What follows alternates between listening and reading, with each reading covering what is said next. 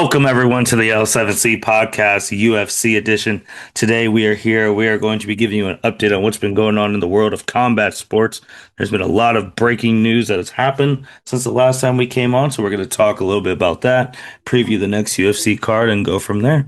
We have the MMA expert with us, Mr. Chuck Marlowe. How are you doing today, sir? I am doing good. I am hanging in with the state of the world. But I'm doing good. Hey man, I see. Chuck, man, there's a lot that's happened. There's a lot of things that have been announced since we were last here. So let's just start with one of these things to first thing that got announced while we've been away. Ronda Rousey. Ronda Rousey and Gina are going to be fighting. They're going to be fighting on Netflix. I remember you shared, I didn't think it was real because I'm like, what the heck is going on here? But this is actually happening. They're training. They talked about how it's come to be. The press conference is actually next Tuesday at 10 o'clock. Yes, sir. Um, no, I'm sorry, Tuesday, March 10th, 12 p.m. Pacific time, so 3 p.m. EST. Chuck, what were your initial thoughts seeing that Ronda Rousey's going to be fighting again, let alone on Netflix and on Jake Paul thing? Like, what were your thoughts? My first initial thought hearing that she was fighting again was Dana thing. That was my first thought. The first Dang. thing that popped into my head because I'm like, man, for her to be running her mouth about the UFC and everything kind of a little bit, and she has her brief moments of like relevance and then not relevant, then she's bringing up stuff, and then people usually it's usually when she's talking and then somebody's like, why is she talking? Pretty much. And that's really what's been happening lately. And so when I first heard it, I was like, oh man, I wonder what Dana's thinking right now. Because I mean, they tried to do this fight back in 2014, and I think he was offering Ronda like like $1 million.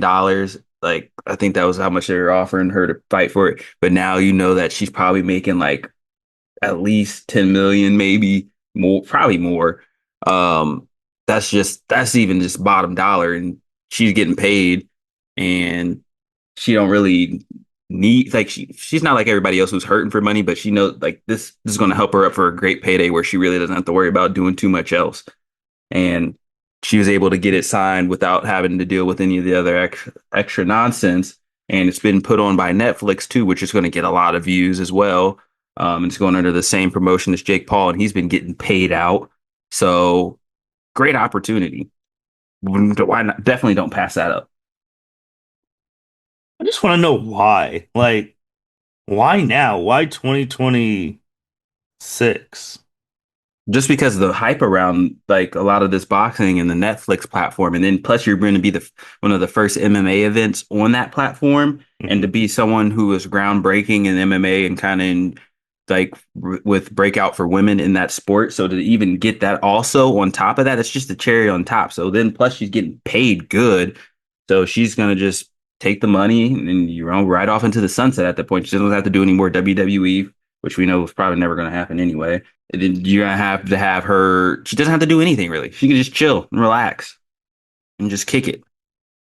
Don't got to worry about any other excess stuff. She's gonna get paid really well, and she's gonna get a lot. Well, I don't. I think it'll get a lot of views probably. As much as people don't like her, I mean, they'll be on hate watch, but still, I think it'll get a lot of views. So you're just gonna bring in more money into your pocket, and it's keeping her relevant. Yeah, and Hate Watch sometimes is a lot better than Love Watch. In all honesty, sometimes it brings more people in. Oh yeah, we'll talk about hate watch later and how that brings in views. So, and then obviously the card still, there's a lot to be left. The undercard and things like that nature, how it builds up. It's just so interesting because the way, especially Ronda left UFC, her last two fights getting destroyed, and there at her, we even talked about it a couple years ago on a pod how Ronda said she felt unwanted at UFC events and Oh things of yeah. that nature for now to her to be just going to be the first MMA women's main event headlined on Netflix. Yep. First. That's a big reason behind it too. That definitely has to be a driving factor.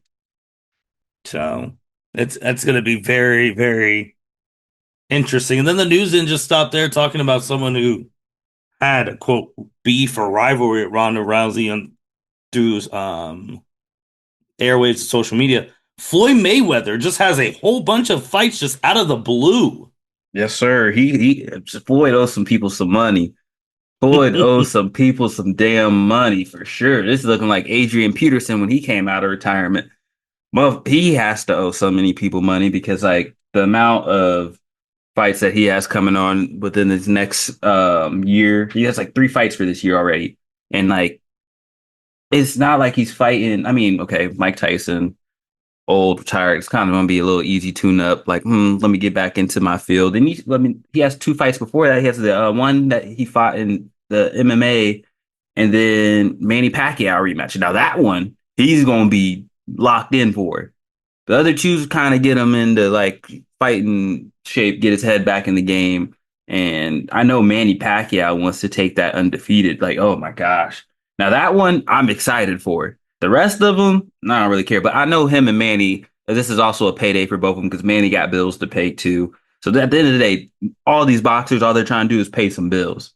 But I know Floyd's going to want to protect that O against his record. So and I know that Manny wants it, so I think that one will at least have something to it.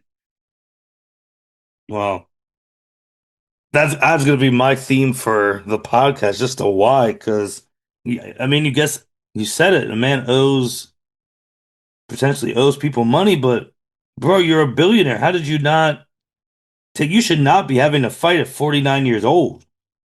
It gotta be some type of debt, bro. It has to. I mean, most businessmen and most like shoot, your brother tell you something. Most businessmen they put themselves in debt at first at some point. Hmm. And I mean, he's got such a big brand with TMNT or TMT. I'm over here thinking Teenage Mutant Ninja Turtles. Oh my goodness. Um, but he he has a great business there with all his fighters and all the different things he's doing in avenues and promotions. But I mean, he has to owe some money somehow, some way. Or I mean, kids, baby mamas. I don't know. Like he just might want the money too. I mean, he might see what all these other boxers are doing and how much they're getting paid to do these little rinky-dink promotions and half-ass fight and still get paid. He's like, fuck, I don't feel like I'm that bad of a shape. I can go in there and play around and act like I'm sparring pretty much and get paid. Like I'm gonna go in there and I'm gonna play around like I'm sparring. Now the Manny Pacquiao one, I don't know if he's really gonna be like playing around sparring, but like Mike Tyson and the other one, he's just gonna be kind of like, all right, make this look a little competitive, put on a little show. But realistically, it's all a money grab, man. It's just he's putting a lot on the line because again, like that Manny Pacquiao one, like you said, I mean, his whole brand is the 50 and 0. That's his entire brand. So like, I don't understand.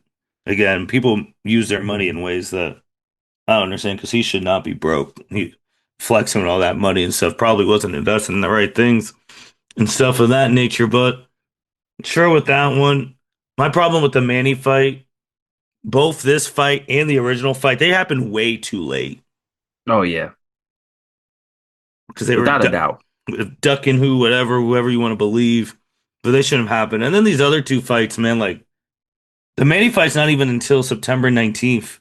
So is he even gonna make it to that? Because April 25th, he's fighting Mike Tyson in the Republic of Congo. That makes no sense. He's fighting an exhibition with Mike Zambinas, a kickboxer. June 26th makes no sense. So and his body's fragile like now, man. He's 49, brittle hands. Is he even gonna make it to the Pacquiao fight? Oh, he'll make it. He'll make it by any means necessary. And I mean, those fights are tune-up fights. I mean, let's be real. Is him and Mike Tyson really about to go in there blow for blow, going crazy? Now, Mike should not even be there. Mike could snap, something could snap in his head, and he could forget where he's at, and maybe go to full dementia mode and just full out swinging and actually take him out. But I mean, I don't think that fight's going to be a fight where they're really sitting there trying too hard. They both know they'll get paid. You saw what he did, Mike Tyson did with the Logan or Jake Paul fight. Like, I mean, he kind of just was there. and he took his payday, and he's been doing that, and he knows it's kind of smart to just get paid. So I don't know. I don't and now the kickboxing one. I think that's like the way he's doing it is just ramping up each time. That might be a little bit of something where he's trying to chase, like maybe like looking like his former self or really get acclimated back into the ring. But once it gets down to September, that's when he's expecting to be like in full go mode. And these are all just little money grabs on the way to the actual one that he actually cares about.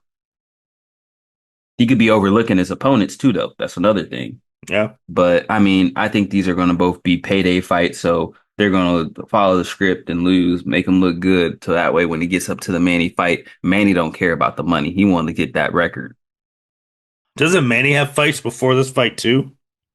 I think Manny has one fight before this one. I was not too sure. I can't even remember, but I think he does actually have one fight leading up to it, and I think that was one with the tele. Oh, I always want to say Tel Aviv, bro. The Saudi TKO production. I think that one might have been with him. Jeez. Jeez.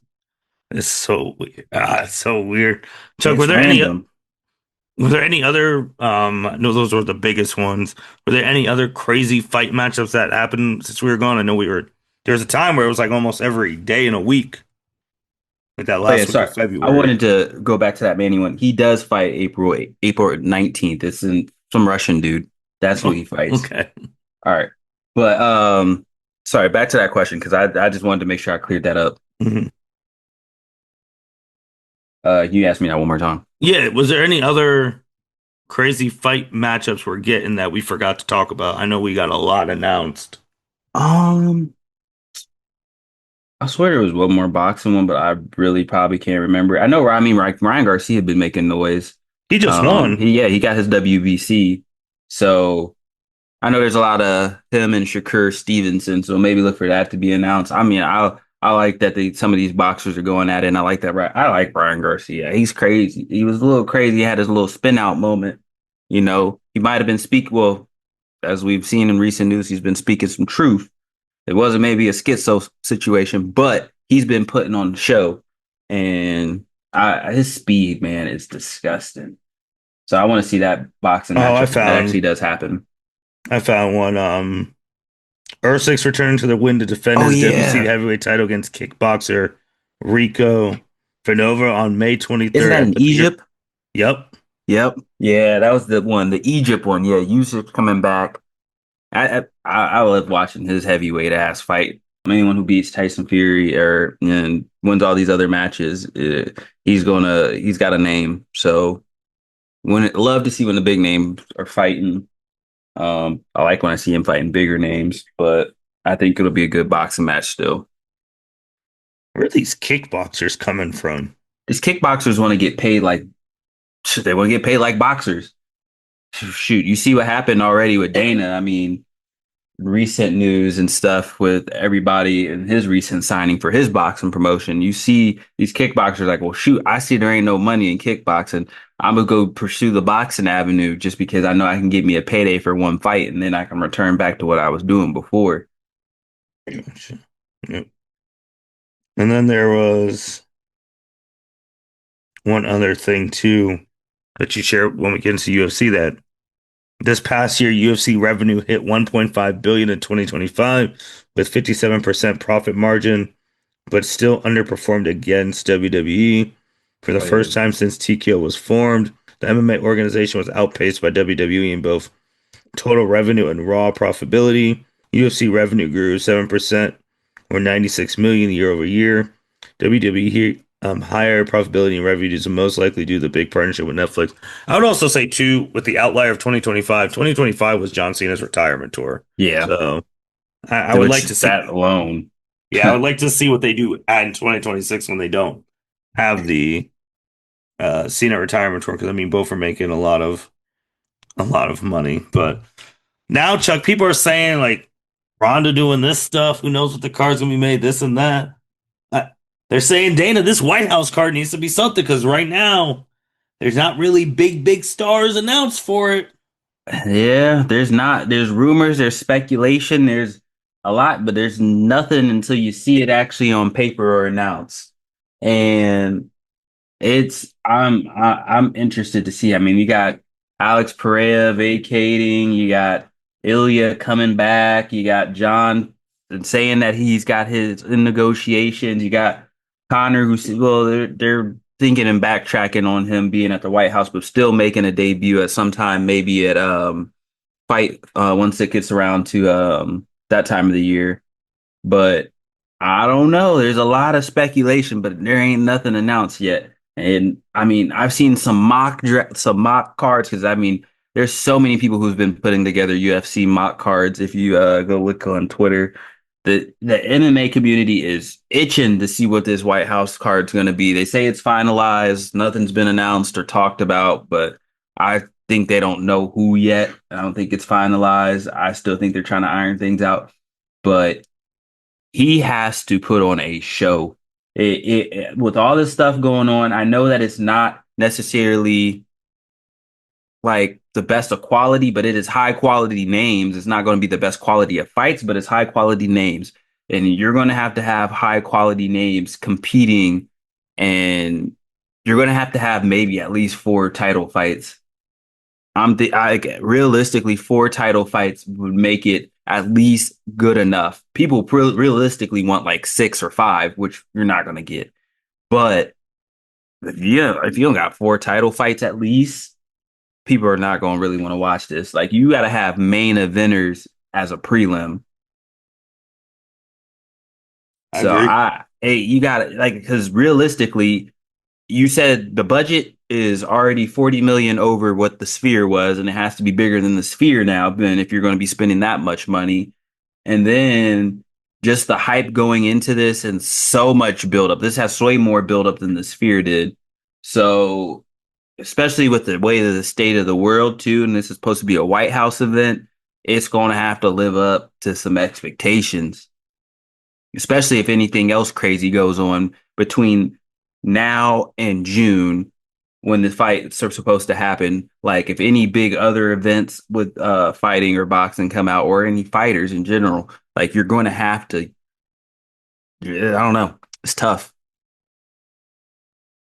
Yeah, we're recording right now in March. That's 4 months, four Mhm. months away. So the hype's got to get built. I mean, because again, this is the White House. This is America 250. You already know the relationship with Dana and the president. They're best buds. So you're gonna really want to put on a show. So they gotta get that going, man. Because I don't know if that's gonna get the numbers they want to get for people to tune in. Because that's Yeah. supposed to be on CBS too, isn't it? Yep. And you gotta build the promotion for that. Like if y'all can't get these fighters announced soon, you don't get the posters, the cut like the highlights, the trailers, like all the different buildup that you need to get. So like you're going to be trying to do it on like a 2 month, 1 month whim if you keep pushing back time, and no one's really going to get as much hype as what you could. You have a lot of the time. I go on TikTok and I will find better UFC editors and promotional even for fictitious cards, like they're putting together better stuff than the UFC product. So like y'all got to start catching up. Yeah, yeah. You gotta do it. You gotta do it. I mean, UFC. We're recording perfect time too because they actually have an event this Saturday, like Yes, UFC sir. 326, 326. And Chuck, I mean, there's actually, I mean, there's big names that are the main event, the lightweight main event champ for the championship, I believe, right? Yep. So it's for the BMF belt. BMF belt. Yeah, okay, okay, okay. So that's a fan favorite belt with Max and Charles. I mean, those are big names in the division. Yeah, they're big names. I have to confirm something because what from my last heard, no, it's still happening. I kept seeing them trying to fake that Charles had pulled out. Oh, But he's still slated to fight. The promotion, the rest of the stuff that I'm seeing is he's still scheduled to fight. But I remember I saw that and I was like, I don't know how much truth this is, but I didn't see it anywhere else. So fake news. Anyway, yeah, Charles and Max in the lightweight division. I mean, I think this is kind of just one of those fights at this point for Charles, and it's like you gotta win. This is a fight that he has to win because if he doesn't, I mean, it's starting time to look at riding off into the sunset. Um, he's coming off of a win, but it wasn't. I mean, it was electrifying because anything Charles does is electrifying, and the crowd loves Charles. But to come off of that sleep against Tapura, he needed that win that he had last time. But you're going against Max, who's like a gatekeeper at this point. And if you can't get past the gatekeeper, that means you're not getting past the rest of the division. So Charles, it's kind of like you got to win. Max, he doesn't necessarily need the win as much, but if he can't beat Charles, what does it say about your chances against beating Ilya or anyone else in the lightweight division? Right. Which Ilya doesn't even have the belt anymore. So now that I'm thinking about it, Ilya's going to come back for it at some point too. So that's going to be really interesting to see. So we'll get to your pick in the main event of this one in a little bit. I do want to talk about some of the other matches on this card. What other ones are you excited for? Which ones do you think is going to be a sleeper match of the night? Like which matches should we be on the lookout for? And Holloway and Oliveira, obviously the co-main with Borlau and Reiner de Ritter. Both fighters who really kind of they can set themselves up in the middleweight division, and they're gonna obviously still have to have like another fight against a gatekeeper, against someone in the top three realistically after they win, but both coming off of a loss and really needing to build some more momentum to get back into the swing of things because there was big hype behind both of them. Reiner de Ritter looked like absolute shit in his last one. Couldn't even make it to the stool and kind of just, quit like that. So he really needs to make up for that last Aster class of a performance. And then Borlau really is just he needs to show that he still has the striking and has the confidence and has that hype behind the fighting nerds camp to really bring their momentum back because their momentum kind of got stumbled. You had Mauricio Rufy leave the club. You had Gene De Silva lose. Pratis has been the only one who's consistently hot. Borlau lost. So that whole fighting nerds like takeover thing kind of died with momentum as all that stuff happened. And they need to kind of build that hype back up so they can get back into being top watches, and Hmm. what people really look forward to. Another fight on here is Rob Font and Raul Rosas Jr. Raul is just not. I mean, he came in at 18, and everybody was like, "Man, like this is the next big deal, in the bantamweight division." And he's kind of been in a stump, and then he hasn't been very active. And I mean, he's still 11-1, but I feel like he just doesn't have the momentum he had when he originally came out. And he's going against someone in Rob Font who's kind of like on the point where it's like you gotta win. And this is a kind of an interesting matchup for both. So I think that's going to be an electric fight. And then always whenever I see Cody fighting, I gotta highlight anyone from That's Ohio. what I was gonna ask, man. Like, I feel like he hasn't been the same in a long time. He's 14-7, coming off a loss. I think it really happened with the TJ Dillashaw and like that whole sequence with him and TJ. They had those like three matchups and they were back and forth pretty much. And Cody was so young and electrifying and he really took over like with his flashiness, his Hmm. showboating. And then his momentum got stopped by TJ Dillashaw and he could not figure out a game plan. Like TJ Dillashaw took his momentum and his confidence, and he's never really been the same since then. I Hmm. mean, he's been trying to work his way back into that ever since, but I don't think he's ever going to reach that high because he was so high up. and so early on in his career and so young, and for it to just get taken away. Like, yes, TJ Dillashaw was on PEDs and all that stuff came out later, but he still hasn't bounced back. Plus, he's got marital issues, divorce recently, out there getting caught liking stuff on Instagram. Like, it's just he hit stardom, and stardom hit him way too hard, and I don't think he ever really bounced back into the fighter. He didn't have that hunger. That hunger left. That's really what it is. That hunger was gone, and he hasn't really reached it ever since. But Yeah, he's I mean, 34 right now. He turns 35 this July. yeah, like that's not even like, and that's not a crazy age for this stuff that he does. But I mean, he came onto the scene at like 24 and Hmm. was like a champ. Like, that's really young. And just for everything to kind of go the way it did, it kind of just changed who he was. And he just doesn't have that hunger really anymore. Wow. Those are really the ones I really want to highlight. I mean, there's obviously a bunch of other good cards or fights. And there's a lot of like the Cody Brundage one and Dante Johnson. I think is going to be really high electric, which I think is going to be some nice, powerful punches in that one. So if you want to look for a knockout, I'm thinking that one's going to have a good knockout. So does Rafael Tobias and Dier.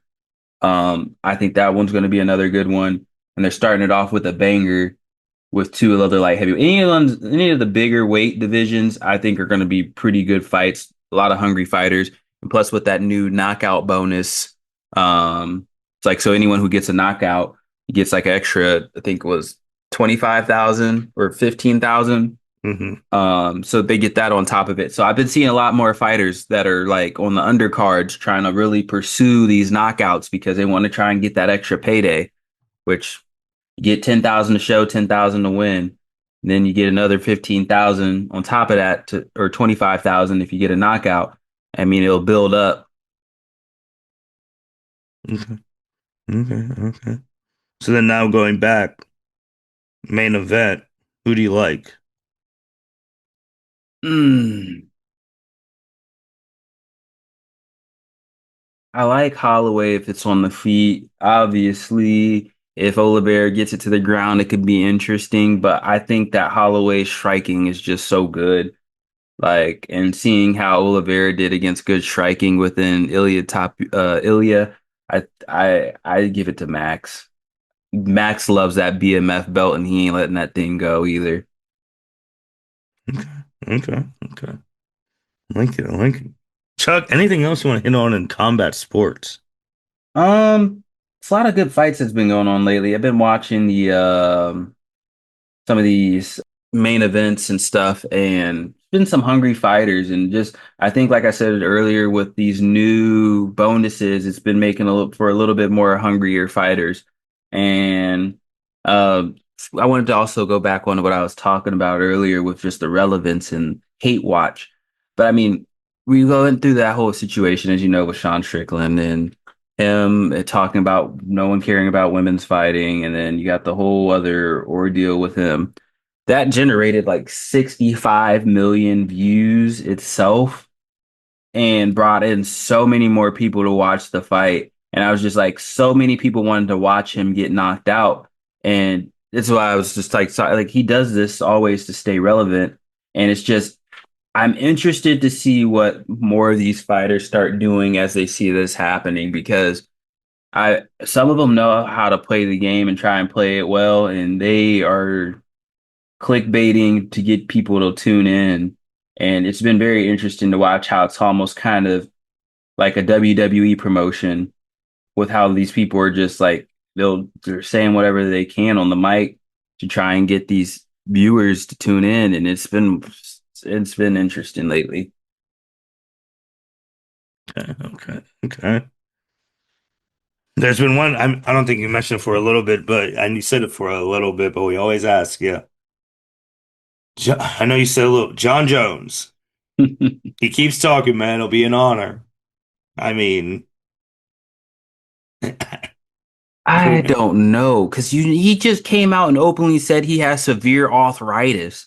Like, how are you going to go from I have severe arthritis, I don't want to have a wrestling match with DC to oh, I want to do anything to get on this UFC White House event card, Uncle Dana. please, Uncle Trump and Uncle Dana, let me on this UFC White House event. But like, dog, you gotta figure out which role you gonna go with, dog. Like, are you in this? Or are you out? Like, what is this with you, John? It's really annoying. And the show he's trying to put on for is just kind of just it's he's tainted. His legacy was already tainted somewhat, but he's just makes so much more of an ass of himself. And it's like, dude, just talk it out, figure out if you get on it or not. Stay hungry, stay working. Like you don't look like you're really training for it. So don't come out here and like try and get on a UFC card event, like the White House event, and then just I don't I don't I don't want to say he doesn't look like he's ready or in shape, but I don't. Every time I see him around, he looks like he's having a good time, enjoying retired life because that's what he seems like he is. But I don't know. They said Alex Pereira vacated. They're saying there's heavy talks of him moving up to heavyweight. I mean, I could see it happening. The people would love that. That's two big names going against each other. But also, my thing is John out of his prime at this point to even be considered. But you can't bet against John though. That's also the same thing in that sense. So I really don't know. I really don't know. No. And I think that's like they kind of like having us at that point too, where no one knows. Yeah.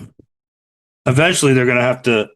I uh, I would say by Memorial Day, they would have to have this stuff fully announced.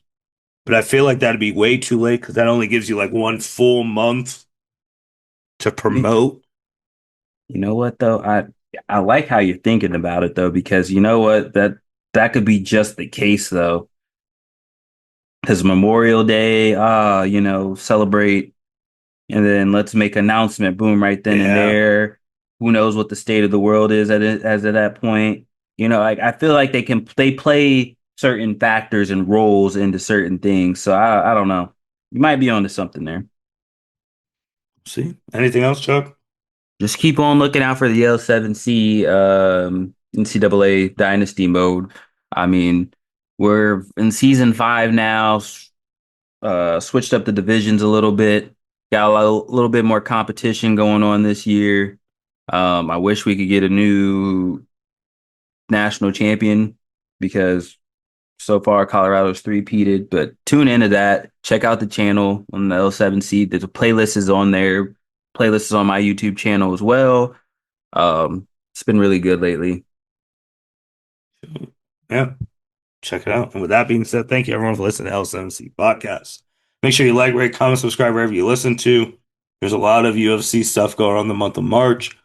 We'll be on the lookout for anything. If by any chance we do find out the White House main event and it's a big one, me and Chuck might come on to a breaking news pod.